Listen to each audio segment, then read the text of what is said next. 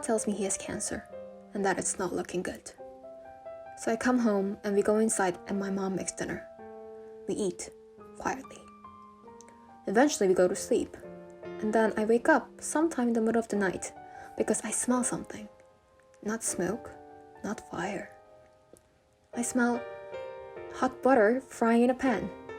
And the smell pulls me out of my bed, out of my room, down the stairs and into the kitchen, where I find my father cooking. He's taking a small loaf of Italian bread that he sliced in half and laying it down on the brown butter. So the bread is now half toasting, half frying.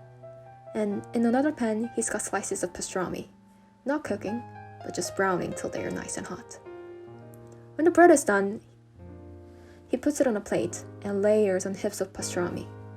He makes a sandwich and sets it before me, like a contract, like a letter, addressed only to me.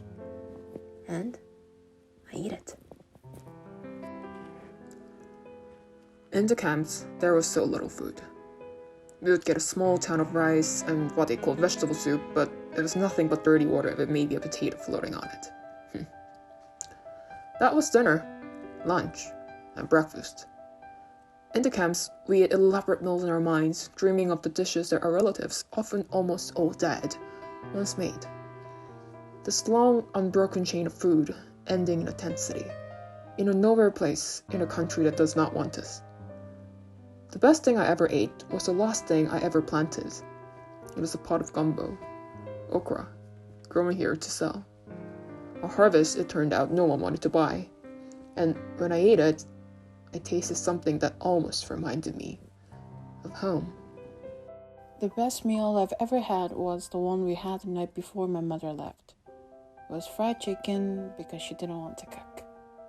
It was greasy and cold and we washed it down with Coke. My father made a joke about something that happened at work and we laughed. And my mother made me eat more chicken because she said I was sick and need to keep up my energy. Chicken for the chicken pox, she said. This was the circle and it was whole.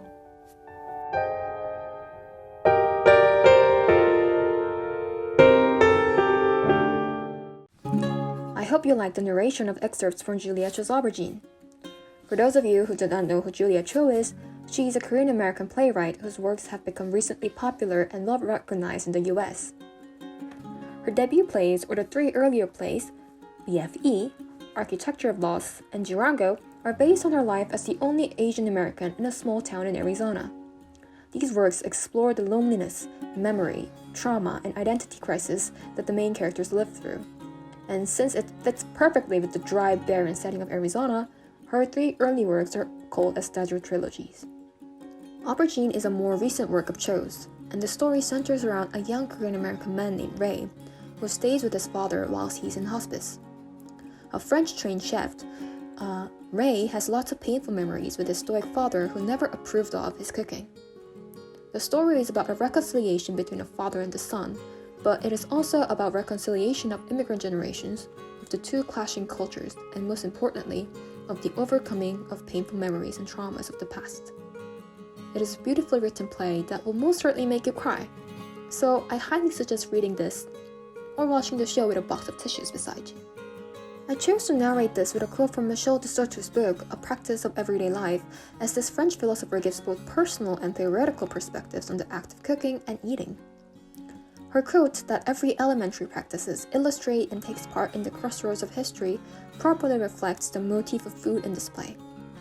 All these dishes and ingredients, while different, constitute the lives of various individuals from diverse backgrounds. For example, first and second generation of Korean American, just Korean, and even African American immigrants. However small these experiences of food they share, they all make up and entail the experience of diaspora within American society. The mix and interaction of diverse cultural backgrounds and the collective and relatable experiences are at the core of Julia Cho's literary works, which makes her works not only Asian American literature, but a transnational diasporic literature. If you're interested in Asian American literature or diasporic literature, I highly suggest that you read Julia Cho's other works as well. Anyways, I had a lot of fun recording and filming this, and I also wish you had the same watching this video. So, if time allows, I would like to do more narrations for my favorite plays and monologues, so please wait for future excerpt narration videos. Thanks!